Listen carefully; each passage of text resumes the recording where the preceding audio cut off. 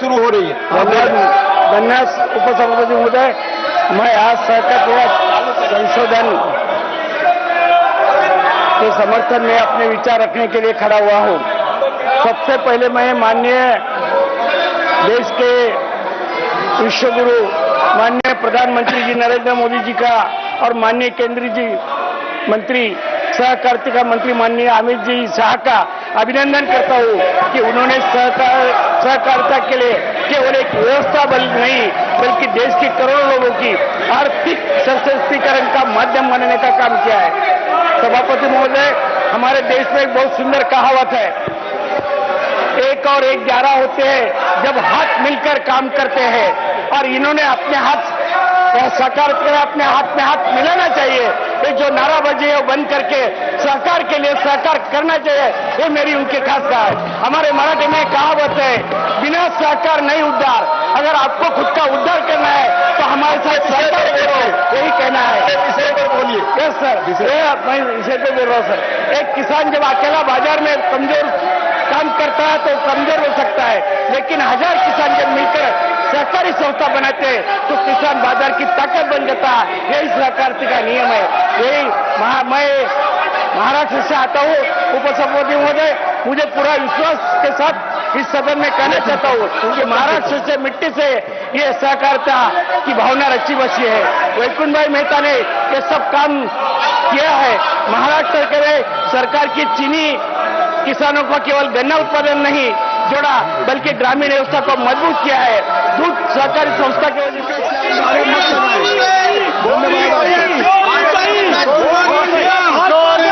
Item number 14 Shri Charanjit Singh ji Channi ji. Shri Charanjit Singh Channi ji.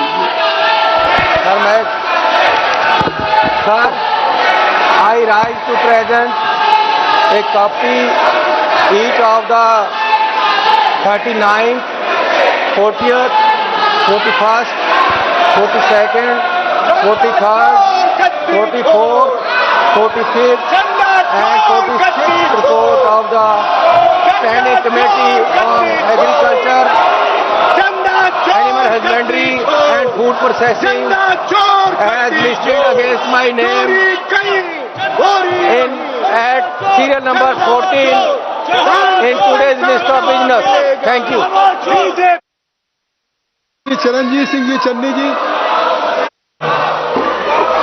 Sir, I rise to lay copy of the statement, Hindi and English version, showing further action taken by the government on the 23rd, 24th, 26th, 35th, 37th, 38th action report of the Standing Committee on Agriculture, Animal Husbandry and Food Processing 2025-26 as listed against my name at serial number 15 in today's list of business. Thank you. Item number 16 Shri Radha Mohan Singh ji.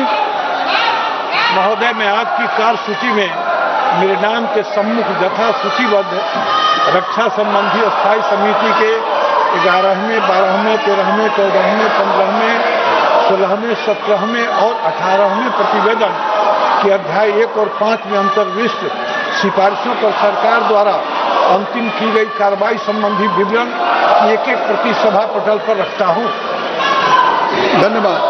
Item number 17 Shri Bhartruhari Mahtab ji. Sir, I rise to present a copy. Bargaining power कम होती है, मगर जब वही सब इकट्ठा साथ में संस्थाओं से जुड़ते हैं तो वो ताकत उनको मिलती है। जब किसान अकेला खेत पे पसीना आता है तो वो उत्पादक होता है, और जब किसान सहकारिता के साथ जुड़ता है तो वो उद्यमी बन सकते हैं। यही इसका बदलाव है, यही बदलाव हमें लाना है। PEACS से आधुनिक बनकर हम गांव के अनेक आर्थिक गतिविधियों को बढ़ावा दे सकते हैं। मैं केंद्र सरकार के PSS से कंप्यूटराइज कार्यक्रम का उद्देश्य कार्यशील PCS को एक साझा ERF आधारित राष्ट्रीय सॉफ्टवेयर से जोड़ना है। महाराष्ट्र में 12,178 PSCS को इस परियोजना के तहत मंजूरी मिली है। ये केवल कंप्यूटर लगाने की योजना नहीं है, ये गांव की अर्थव्यवस्था और डिजिटल व्यवस्था के से जोड़ने का अभियान है।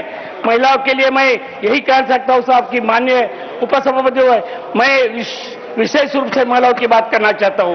गांव की महिला दूध उत्पादक करती है, गांव की महिला पशुपालन करती है, खेत में काम करती है, हस्तशिल्पकार और परिवार के अर्थव्यवस्था संभालती है, लेकिन उसके श्रम को हमेशा आर्थिक पहचान नहीं मिलती। सहकारिता महिलाओं के लिए संगठन देती है, महिलाओं के लिए बाजार देती है, आर्थिक पहचान देती है और निर्णय लेने की शक्ति भी देती है। इसलिए मैं कहना चाहता हूं महोदय, जिस घर में महिला आर्थिक रूप से मजबूत होती है उस घर का भविष्य मजबूत होता है, और जिस गांव में महिलाएं सहकार